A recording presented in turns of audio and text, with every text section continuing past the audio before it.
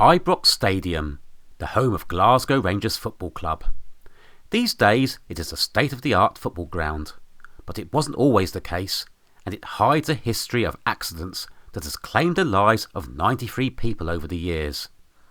This is the cursed history of Ibrox Stadium. In 1899, the architect Archibald Leach, who was responsible for the design of many football stadiums, was commissioned to build Ibrox Park. The new stadium comprised large wooden terraces constructed using wooden beams and steelwork. However, Leach was concerned about the construction of his design when he saw what had been built, a concern which proved prophetic.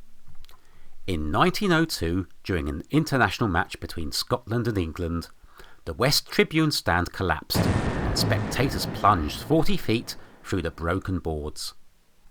The first people to reach the incident had to rip down a galvanised iron fence around the base of the stand to gain access to the injured. Eyewitnesses described a scene of indescribable horror and confusion, a mass of mangled and bleeding humanity, the victims piled one above the other.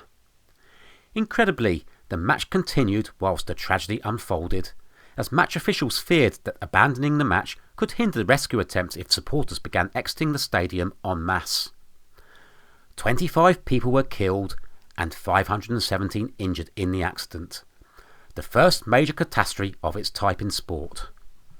But 69 years after the 1902 Ibrox disaster, an even worse tragedy struck the stadium in January 1971.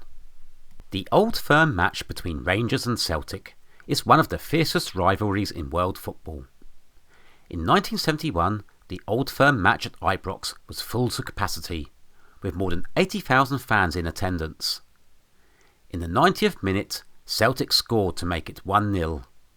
At this point, some Rangers fans decided to leave, many exiting by using Staircase 13, which had a checkered history. Staircase 13 was a steep, 5-storey high set of steps leading down from the back of the terraces at the east end of the ground, where the Rangers' home fans were housed.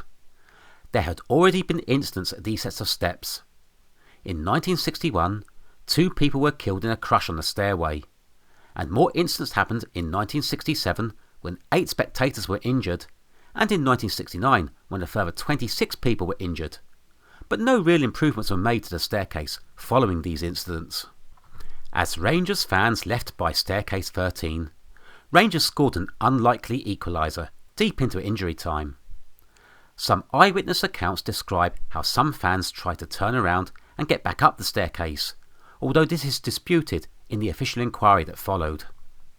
What isn't disputed is that a major crush occurred on the staircase.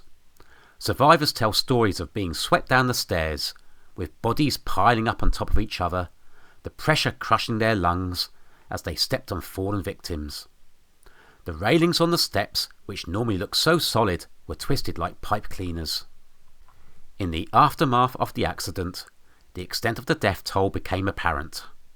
66 people had lost their lives, 33 of them children and teenagers, and more than 200 survivors were injured. The most harrowing story was of 5 young boys from the small town of Markinch who had travelled to the game together but tragically never came home. The accident was a watershed moment in sports safety in the UK, which led to the development of the Guide to Safety at Sports Grounds, otherwise known as the Green Guide. The directors of the club, determined that such a tragedy should never happen again, totally rebuilt Ibrox into a state-of-the-art all-seater stadium, one of the first in the country. But this came too late for the fans who went to a football match, cheering on their heroes, but never returned home. And there you have it, the cursed history of Ibrox Stadium. If you've enjoyed watching this video, please like and subscribe, and feel free to leave any comments below on future topics you would like me to cover. Thank you for watching.